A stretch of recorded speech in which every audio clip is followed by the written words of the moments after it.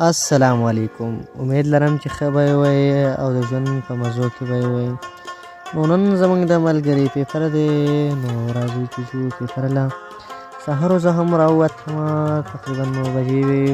موسم ډېر زیات ښکلی و. نو زه راووتمه، په روډ روان وم، د ګاډۍ په انتظار کې وم. نو سهار و، داسې ورو ورو ورته تلمه. موسم ډېر زیات ښکلی و ځکه چې هر څه شنه و. غنم هم غټ شوي، تقریبا چې لو ټیم ډېر زیات کم دي. نو داسې ورو ورو ورته تلمه، مزه ګاډی به ورته راشي. نو بیا په لاره کې راسره دا کتې پتې واړه ملګري شو چې سکول ته تله. نو څه ځای په راسره دوی لاړه، هم لاړه. نو بیا ترې ما ته پوښتنه وکړه چې تاسو په څوم کې وئ؟ نو څوک په پریپ کې و، څوک په اول کې و. داسې راسره په لارې ملګري وو. نو داسې زه هم ورو ورو ته روان وم، او هملته زموږ ګاډی راشي نو بیا به ورته وخېژم ځو.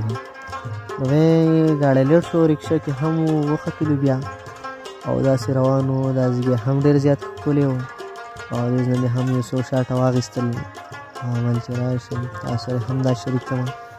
نو ډېر مزېدار ځای کې و. نو ویډیو را سره مخکې ګورئ.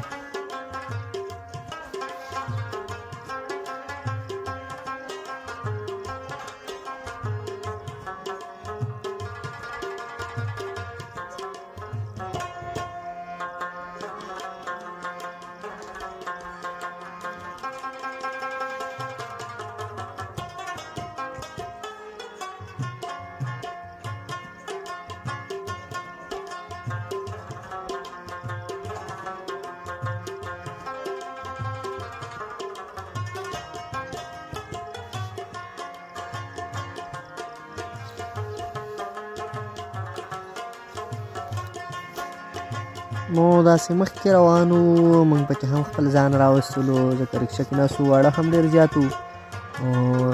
موږ هغه زموږ چې کوم ځای کې حال دی، نو هلته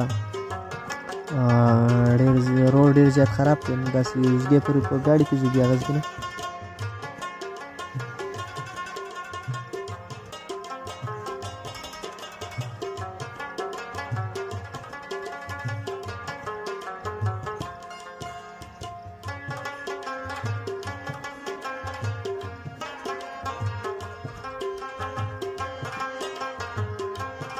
راورسېدلو سکول ته. موږ هم خپل چیر مکو، نمبر هم پکې وکتو. واړه لګیا وو، یو خپل چیر کتو، نمبر یې پې کتو چې زما چیر چېرته دی.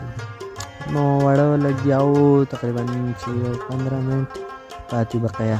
موږ سکول نه پکې هم یو شاټ واغستو، پیپر نه پس بیا موږ پورته لاړو، بیا چکر مو ولګاو. هلته هم موږ داسې یو شاټ نیم دوه هم واغستو، خو هلته ډېر زیات ښکلي ځای نه و، ډېر مزېدار و. سیوري و، چنارونه و، شینکۍ وې، ښکلاګانې وې. نو ډېر زیات ښکلې علاقه وه. او بیا پکې داسې اوبه هم وې چې رابېدلې د ابشار په شانتې وې. نو ډېر زیات ښکلی ځای و، ډېر خوند یې وکړو.